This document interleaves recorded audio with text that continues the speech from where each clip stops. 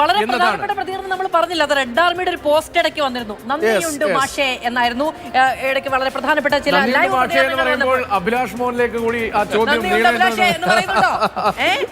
അല്ല, അതിപ്പോ red army ഇങ്ങനെ പല അതൊക്കെ ഔദ്യോഗികമായ സംവിധാനങ്ങളൊന്നും അല്ലല്ലോ. ഫേസ്ബുക്കിൽ ആളുകൾക്ക് അവരവരുടെ അഭിപ്രായം എഴുതാമെന്നുള്ളൂ. ഇപ്പൊ നമ്മളിപ്പോ ഈ തെരഞ്ഞെടുപ്പിനെ വിലയിരുത്തുമ്പോൾ എം വി ഗോവിന്ദൻ മാസ്റ്ററുടെ ഇന്റർവ്യൂ കണ്ടാണ് ജനങ്ങളെല്ലാം ഇങ്ങനെ വോട്ട് ചെയ്തത് എന്ന് ആരെങ്കിലും വിചാരിച്ചാൽ അത് എന്തായാലും ജനങ്ങളെ ഒരു തരത്തിൽ വില കുറച്ച് കാണുന്നത് പോലെയാണ്. അത് ജനങ്ങളെ വില കുറച്ച് കാണുന്നത് പോലെയാണ്. അവരവരുടേതായ സമ്മതിദാന അവകാശം വിനിയോഗിക്കുന്നത് ആലോചിച്ചല്ലേ വൈകാരികമായി എടുക്കുന്ന ഒരു തീരുമാനം. പക്ഷേ നമ്മളുമായി സംസാരിക്കുമ്പോൾ, അഭിലാഷുമായി സംസാരിക്കുമ്പോൾ ആ ഇന്റർവ്യൂവിന്റെ ഒരു സ്പാർക്ക്, അതിന്റെ ഒരു പ്രസരണ ശേഷി, ആ ബോംബിന്റെ ഒരു ശേഷി അത് വളരെ വലുതായിരുന്നു. പ്രഹരശേഷി അത് വളരെ വലുതായിരുന്നു. ആ വാക്കാണ് ഞാൻ കുറച്ചു നേരം ആലോചിച്ചത്.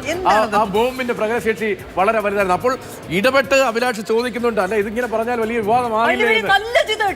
അതിന്റെ പേര് അതായത് CPM-നാണ് അതിന്റെ ആഘാതം ഏറ്റെടുക്കേണ്ടി വന്നതെങ്കിലും തിരുത്താൻ ശ്രമിച്ചത് അഭിലാഷ് എന്ന് പറഞ്ഞ് കോൺഗ്രസ് അണികളിൽ നിന്ന് അത് കഥ നമ്മള് ഒന്നുകൂടി ചോദിക്കല്ലേ. അതല്ലേ ജേർണലിസ്റ്റിക് ആയിട്ടുള്ള രീതി. അല്ലെങ്കിൽ പിന്നെ അത് കട്ട് ചെയ്തിട്ട് കൊടുത്താൽ പോരെ വേറെ എന്തെങ്കിലും ആണെങ്കിൽ. അങ്ങനെ അക്കാര്യത്തിൽ ക്ലാരിറ്റി വേണം. ഇപ്പോൾ അറിയാതെ ഒരു ടങ് സ്ലിപ്പ് ആയി പോകരുത്. അക്കാര്യത്തിൽ ഉറപ്പിച്ചു പറയണം. അദ്ദേഹം കൂടുതൽ ആർജവത്തോടു കൂടി ഉറപ്പിച്ചു വരികയാണ്. ചരിത്രപരമായ കാര്യമല്ലേ ഞാൻ പറയുന്നത്. എന്താണ് സംശയം? പക്ഷേ അതിന് വലിയ വില കൊടുക്കേണ്ടി വന്നു എന്നതിൽ തർക്കമൊന്നും